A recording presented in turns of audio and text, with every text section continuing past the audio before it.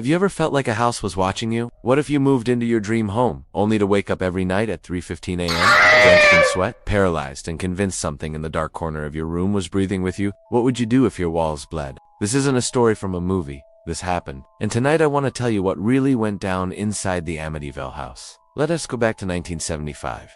George and Kathy Lutz were just a regular couple looking for a new start. They found a beautiful Dutch colonial home in Amityville, New York. Big, spacious, surprisingly affordable. It should have been a dream come true. But they were warned. You see, just a year earlier, something horrible happened in that house. Ronald DeFeo Jr. had murdered his entire family, his mother, his father, and 4 siblings while they slept, shot them in their beds.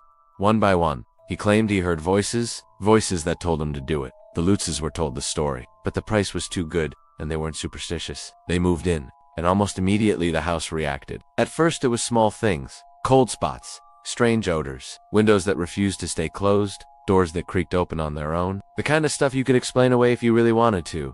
But then came the flies, dead of winter, and their home, especially one upstairs, room was infested. George cleaned them out again and again, and still they came back, crawling, swarming, always in the same place, always watching.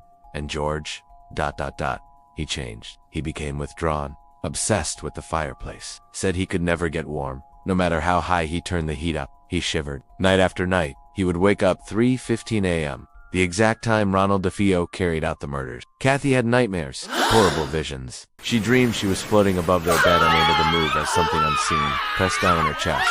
She began to feel scratches on her skin. Mark C. couldn't explain. Their daughter, Missy, suddenly had an imaginary friend, Jody, a pig-like creature with glowing red eyes. Missy said Jody lived in the closet, and Jody didn't like visitors. One night, George looked up at their second-floor window and swears he saw those red eyes staring back at him. That was when things got worse. Furniture moved, crucifixes turned upside down, the walls began to ooze a black slime. George said he heard a chorus of voices chanting, always from the basement, a room he had come to hate. The priest they invited to bless the house refused to return after his visit. He left pale, shaken, said a voice had shouted at him to get out, and then he was slapped across the face by something he couldn't see. The Lutz family lasted only 28 days in that house. 28 days of escalating terror. They left in the middle of the night and never went back, not even for their belongings. Some say it was all a hoax, that the Lutzes made it up for attention or money, but they never returned to that home. And for the rest of their lives, they stuck to their story. So I have to ask you, do you believe a house can absorb evil? Do you think trauma and violence can leave behind something that never leaves sore?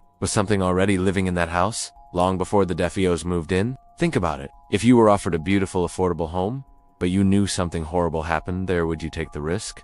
Would you sleep in that house? Let me know in the comments if you're brave enough, because some house don't forget, and some never forgive.